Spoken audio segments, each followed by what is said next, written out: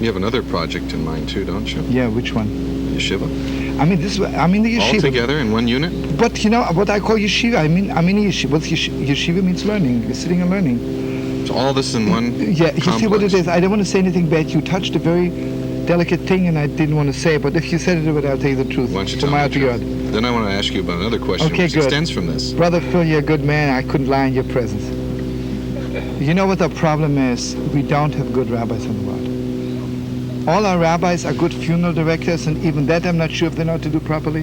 The way they do weddings, you know, sometimes I close my eyes and I listen to the melody of the wedding, and I say to my friends, is it a wedding or is it making broch of a Coca-Cola? It's the same enthusiasm, the same fire, the same joy. Nothing. You know, we need rabbis who really know how to bring God's word to the world. You know, sometimes I see young people getting married by a rabbi, right? Okay, I'll tell you a story. I met this couple who was just about to get divorced. I asked them, what happened at your wedding? So tell me like this. They went to this rabbi and they told him, you know, we are poor students and we cannot afford so much. What's your bottom minimum you charge for a wedding? Okay, you know, he figured it out with his wife and with his maid, you know, and everything together. Okay, he came back and he says, my bottom minimum is $25. He says, be in my office on Sunday morning, 10 o'clock. Okay, they're coming 10 o'clock Sunday morning, and the rabbi says, will you please hurry, you have to go to a funeral?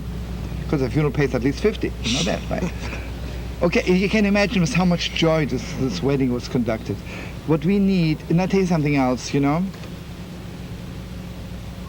I'm walking around all over the United States, all over Israel.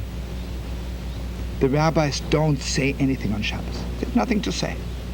They speak for half hour, for 2 hours, or for 10 minutes, but they're not saying anything for the neshama, for the hearts, some spiritual insight to give me strength to live another week. You know, I don't come to the synagogue to listen to politics. I turn on the radio.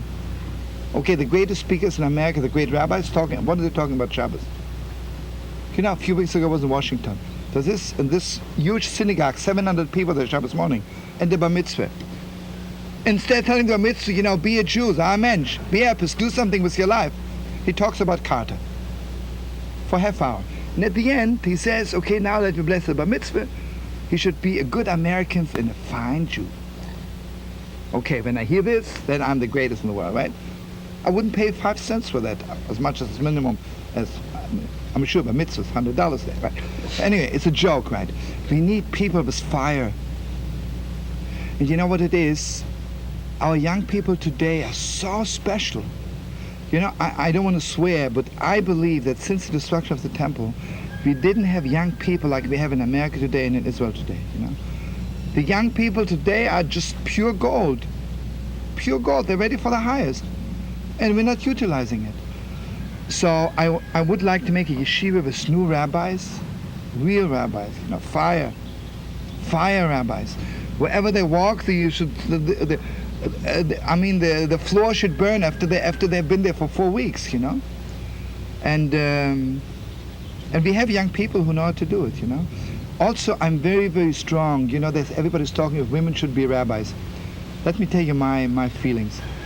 If the men rabbis would have brought all the young people back to the synagogue, who needs women, right? But thank God, the men rabbis drove everybody out from the synagogue. Give our mothers a chance to bring them back. Maybe our women will bring them back. They don't have to be called rabbis. If some man rabbi feels offended if a woman is called rabbi, call her something else. The name is not important. But we have to train our daughters and our mothers to bring our children back to Yiddishkeit, to bring them back to the Holy Land. So that's what I hope to do. You're touching on a question I was going to ask you, and that is, how do you perceive other rabbis perceiving you? Phil, you know, he's dangerous. He's asking such good questions, brother. Okay, let me tell you, Phil. You know, I'll tell you, for instance, yesterday I was in San Francisco, and I gave a little learning there and singing, and there was some kind of a very beautiful couple, both are chiropractors, and they asked me, they wanted to give me a little treatment. They invited me to come to them the next morning to the office. They cracked my bones and fixed me, right? Okay, let me ask you, and I was really downhearted, without energy, and they really gave me back my heart, my soul, my life, right? Imagine I would ask a straight doctor, you know, should I go to a chiropractor? He'd laugh at me, right? You know what's happening in the world? The world is shifting towards real natural healing without chemicals. And the whole world is shifting to it. You'll ask a doctor, he'll laugh at you. But let me tell you something else. I spoke to an honest doctor. You're being a politician right now. Listen, brother, listen to this, brother. I'm speaking to a good doctor. He says to me, from a cancer patient, I make $16,000. If I send him to a natural healer, it costs maybe $900. So I'm losing $15,000. You see what it is? I am like a natural healer, right? And the rabbis are like walking around with their chemicals, Sure, they despise me because I'm the biggest threat to them. Because, you see, don't you think they know they're bankrupt? They know they're bankrupt. The way the rabbis are going now, 20 years from now, we won't even have people to say Kaddish anymore. Because the grandchildren of those people who are saying Kaddish now, they won't waste the time on saying Kaddish. Let me tell you an unbelievable thing. Told to me by a soldier in Israel. I'm meeting a young soldier in Israel. Says to me, I went to the big synagogue in Tel Aviv for 1 year to say Kaddish. The rabbi never said one word to me. You see a young soldier walking in. This young soldier is holier than you, Rabbi, because he's ready to die for Israel any minute, and you're sitting there drinking orange juice, making phone calls. If I would see a young soldier coming into synagogue, I'd kiss him every morning for coming. He says, I was there for 1 year. You didn't say hello to me? What kind of rabbi is that? Okay, I will not condemn all the rabbis in Israel. Something is happening in Israel also. They realize, the rabbis, we have to do something, But it's not enough, It's not enough, and they go so slow. Mamish, Phil, if you would come to Mamoshav, you'd see 160 people, fire. Every Shabbos, hundreds of Israelis coming to be with us for Shabbos. How about if we do a television show from your Moshav in Israel? It'd be unbelievable, There brother. you go. Okay, that's a good Brother, idea. that's the greatest That'll idea. happen by the end of the year. Our viewers in New York and Los Angeles would like to have you close off with a song. And you can look in that camera, and I'll tell you that 20 years from now, Yes. today, this song will be seen on television.